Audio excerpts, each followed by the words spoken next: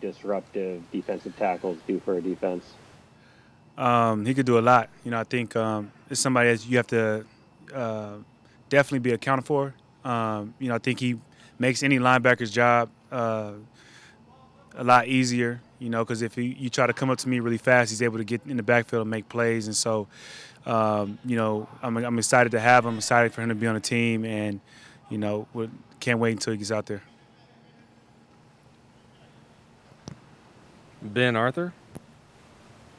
Hey Bobby, I've seen you have conversations with DK during the special teams portions of practice. Just what stands out to you the most about his approach to the game, and where have you seen him make the biggest strides from this point last year to now? Um, I think the biggest thing that you see, for me at least, was his work ethic in the offseason. He really put a lot of work in, obviously physically, but mentally as well. So I think you're starting to see some of that on the field, the mental aspect of the game. I think, he's finding a way to get open. He's finding a way to help Russell when he extend plays and things of that nature. And I think he just has a really good grasp of the offense, and it's been extremely fun to watch. And you have just second thing, did you have any message for KJ after the game Sunday after you had missed a couple opportunities for the picks? Did you talk to him about that? Um, I talk a little trash, but that means he's going to get 3 picks this week. So hopefully that's the case. Thank you. No problem. Jen. Couple of questions for you, Bobby. First of all, Dalvin Cook and the number of broken tackles that he has this year. Pete says that he's not the fastest guy on the field, but he runs like it. What does that mean for you trying to stop him? I mean, he looked pretty fast to me on the film. But now you just have to bring your feet. He's a guy who's going to continue to run his feet on contact, and so I think that's the reason why he's, breaking so many tackles, is because guys are hitting him and stopping, and he's keep going. And so, it's definitely fun to watch. Watch him run the ball, and so it's going to be, fun to play against him. Get in the backfield and really just tackle him. So I think it's just, being disciplined on your tackling, your tackling plan, and making sure you drive your feet and not let him keep going. And then lastly, on your running backs, KJ said he's glad that he doesn't have to tackle Chris Carson. What is it that you would hate most about trying to tackle either Carson or Hyde? I think the first thing that always stands out to me when I watch running backs on film is, what do they do when they get to the sideline? And do they go out of bounds, or do they look for contact? And so I think from both of those guys, you see it. They look for contact. They do not run out of bounds. And as a defender, I always respect that. And, you have to be ready at all times. Mike. Hey Bobby, what did you think of that Ryan Neal hit on Myles Gasket in the flat on Sunday? I thought it was great. I thought he read the play really fast. I thought he got there. It was a clean hit. This day and age, you always got to look and worry about a flag, but it was a clean hit, and I'm just really happy for him. He's really making the most of his opportunity. Do you have any doubt the Lakers will close it out in 5? Yeah, they're gonna close it out. I think it's a done deal. They had their opportunity, and it's over. Speaking of which, congratulations to the Storm for winning the championship. It was amazing to watch them dominate, and it's fun to watch them play basketball. So hopefully we can do the same thing that they did. Thanks. Jackie. Bobby, last time we didn't see Adam Thielen. He was injured the last time you guys played them. But what does he do for their offense? And then secondly, question about their rookie receiver, Jefferson. Just he has a lot of explosive plays for them.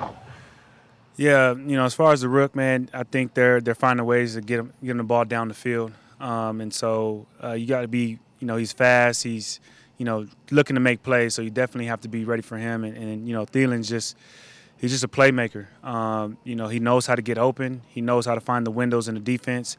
He catches everything that comes to him. And so he's a guy that you just have to know where he's at, at all times. And even if he's covered, you have to expect the ball to come that way, because, he's put a lot of confidence in the quarterback to to throwing the ball no matter how much he's covered because of his hands. Art. Bobby, you guys blitzed 18 times less last Sunday than you did against Dallas. Well, how did you look at those results? What did you think helped the defense from blitzing less? I don't know, put us in coverage more, made us, kind of QB key a little bit more, play closer attention to the quarterback. I think it's just one of those things when you have, great players looking at the quarterback, trying to find the ball. I think it's always is good, but, our blitzing is good too. Masvita. Hey, Bobby, Pete talked about Russell Wilson, just his consistency. Just going on your side of the ball, how have y'all been able to message that consistency to all the players and continue to improve? I just think when you think about consistency, you think about greatness, and I think that's what if you look at any player that you consider as being a great player, they have consistency. You know what to expect from them. You know what to do with them. You know what you're going to get from them. And so, you kind of just, echo that message. If you want to be great, you have to have some consistency in your game. And, we just try to, push for guys to find what consistency looks like in their game and see how long they can continue that. Thanks. Bob. Yeah, Bobby, I was going to ask you about Ryan Neal as well, but what have you sort of, I guess, I know he was here last year on the practice squad quite a bit and stuff like that. Just what has most impressed you and kind of stood out to him about, the whole time he's kind of been here with you guys? I think the biggest thing is his eagerness to learn. I think he was, even though he was on practice squad last year, he was, trying to make plays at practice, trying to figure out where Russ was trying to get the ball at. He was asking questions, and he was trying to get better. And that's always a sign of a guy that is going to, be around a long time in the league is trying to get better no matter what your situation is. And so, when he got into the situation this year, it was the same thing. He was just really focused, really locked in at practice, trying to make plays. And then when he got his opportunity, it wasn't foreign to him. Greg Bell. Hello, sir. You mentioned the Storm. Did you notice the Storm's stances in equality and how much they stood up for Breonna Taylor, for instance, and against one of the team owners who didn't have the track record? Those kind of things while excelling on the court. Yeah, I definitely noticed them, and I think it's something that I feel people should recognize a little bit more. Not just them, the WNBA as a whole. I think they were the first group to really, start to make those demonstrations and do those things, and I don't know if they got the proper love that they should have gotten. So, when I saw the Storm do what they did, it wasn't, too foreign what what their league has been able to do. It's been very impressive. It's been influential in many ways, and I'm grateful for all those ladies. Sue Bird a GOAT? Huh? Is Sue Bird a GOAT? Yeah, of course. Of course. She's a legend. She's a legend. She's a legend. She should get a statue somewhere. It's no matter where it's at, she deserves a statue. And one football one, Bobby. They mentioned your teammate, your coach after the game mentioned dropping into coverage a little deeper against Miami. What was the effect of that? What do you think paid off doing that? I just think it allowed us to match up a little bit better. Not have things go kind of, behind the linebackers, just, extending our depth, just having a little bit more eyes on the quarterback. It just made it, hard for the throw and made him hold on the ball a little bit more. And so just trying to, find ways to help out the rush. AJ McCord.